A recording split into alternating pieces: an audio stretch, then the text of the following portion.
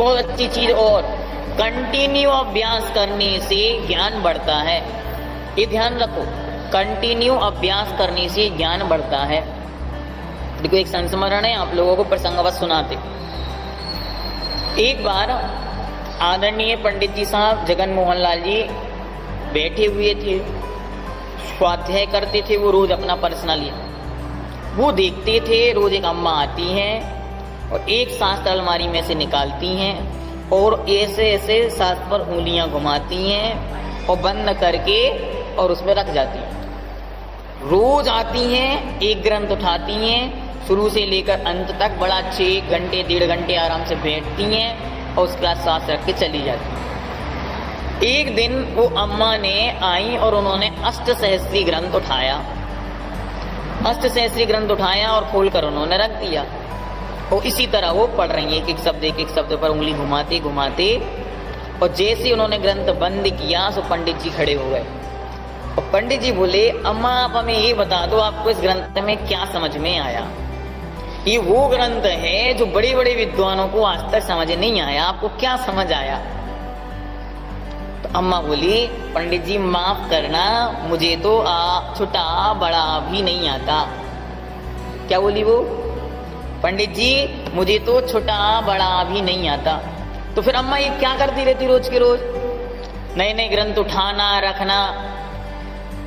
भैया मैं तो अपनी आंखों को अपने हाथों को धन्य करती हूँ आचार्यों की वाणी को छू करके। 2000 साल पहले आचार्य कुंद महाराज कितनी मेहनत से लिख के गए होंगे एक एक शब्द को। उनका लिखा आज तक मिल गया, इसका मैं आनंद मनाती हूँ, सौभाग्य मानती हूँ। अपने हाथों को और अपनी आंखों को धन्य करती हूँ उनकी वाणी को छू करके। कितने उत्तम भाव थे। पंडित जी ने हाथ जोड़ लिए, माता तुम धन्य हो। और पंडित जी साहब सबको ये संस्मरण सुनाते थे। देखो जिसको छोटा बड़ा भी नहीं आता है वह भी स्वाध्याय के प्रति यदि समर्पित है तो कितना बड़ा काम अपने जीवन में कर रहा है। कुछ नहीं तो शास्त्रों को व्यवस्थित रखना, उठाना, कवर चढ़ाना, इतना ही काम भी अगर कर दिया तो वह कार्य भी अगले भाव में कुंद देव जैसी पर्याय का कारण बन जाता है। पूर्व भाव में एक शास्त्र को अग्नि में से बचा करके और एक मुनि महाराज को भेंट कर दिया। अगले भाव में वे कुंद महाराज जैसे महान ज्ञानी आचार्य हुए। इसलिए हमें और आपको प्रतिदिन एक पेज किसी एक ग्रंथ का अवश्य पढ़ना।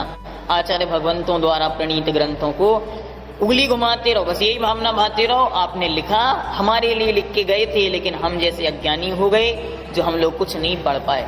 कम से कम इस पर्याय में आपके द्वारा लिखित वचनों को हम अपनी आंखों से देख पाएं और उंगली से छू पा रहे हैं, यही अपना सौभाग्य मानना।